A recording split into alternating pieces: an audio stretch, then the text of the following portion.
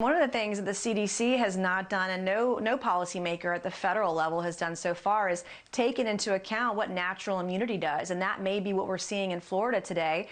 In some studies that I've read, natural immunity gives you 27 times more protection against future COVID infection than a vaccination. And so we need to take all of the science into account and not selectively choosing what science to follow.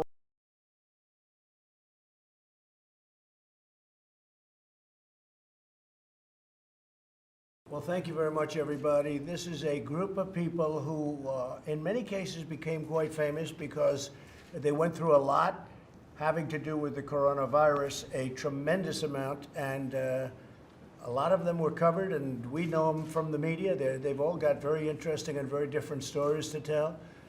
And I thought what I'd do is I'd go around the room. It's an honor to have them at the White House, and they really are. They're very brave. Some were right at the edge. They thought it was over. There's a rough plague. I call it the plague. I call it the scourge. I call it whatever you want to call it. It's rough. It's bad.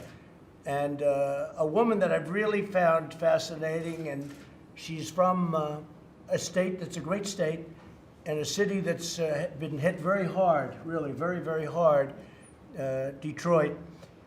Highly respected. She's a political person. She doesn't happen to be a Republican. And that's okay. When things aren't going good and you get a little help from a Republican, we'll take that too.